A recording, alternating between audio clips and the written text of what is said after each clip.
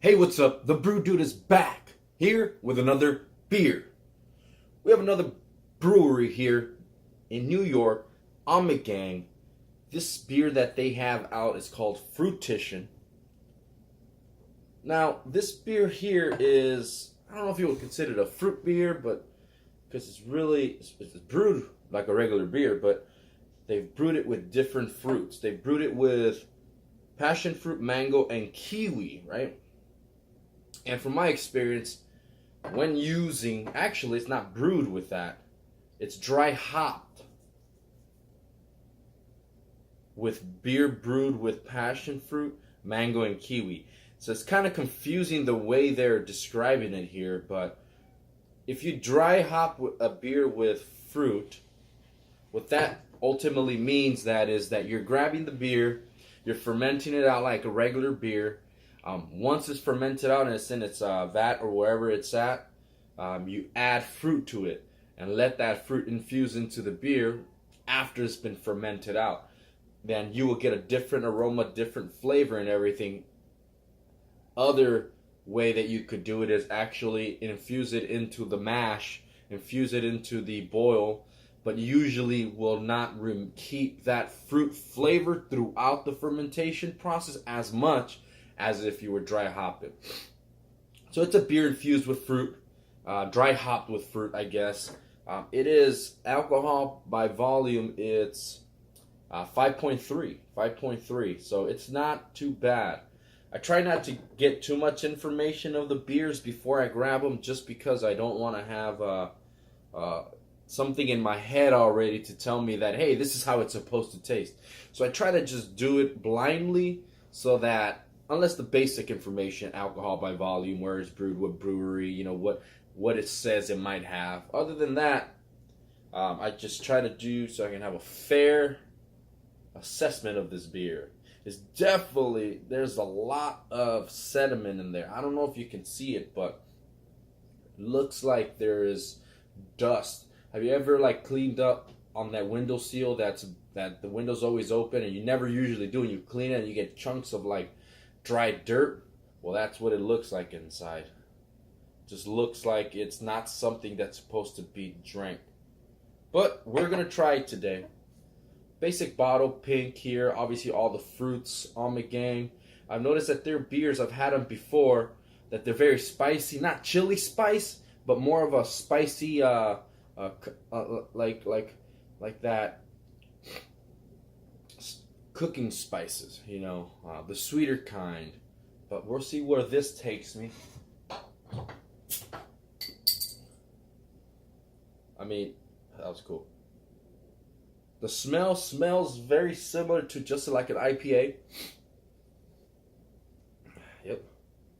I smell the hops. I smell fruit. I smell mango for sure. Mango is something that I really like. It smells like mango juice with a little bit of alcohol. Let's see what it tastes like. So it does have sediment. So what I'm gonna do is I'm gonna pour about 3/4 of the way or more, probably 80% of the beer, and just do a little. I'm not shaking. I'm stirring it, and try to get all that sediment in there.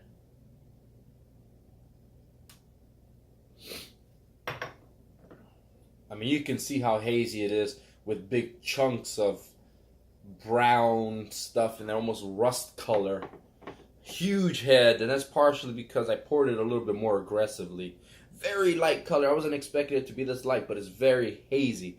Translucent at its best. Smells delicious though. Fruity. Pairs nice with the hops. A little bit of alcohol, not too much. Pardon me.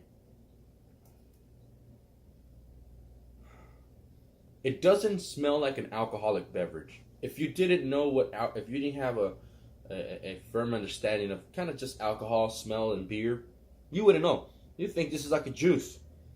It probably sold in a nice juice container, nice nectar. Thick head, large bubble, so it's kind of deceiving. It looks like it's going to be a thick head, but it's probably just going to dissipate. Let's have this.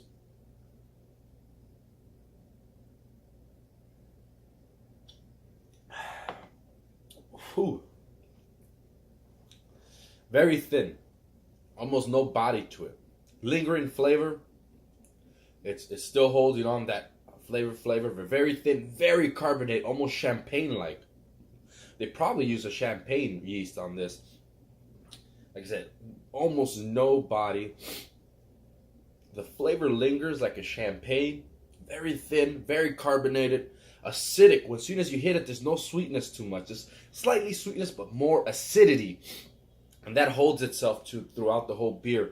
At the end, I am getting some mango, some fruit, some hops, but that's it. Not a lot of grain, not a lot of alcohol. Just very thin carbonated drink, almost like a sparkling water.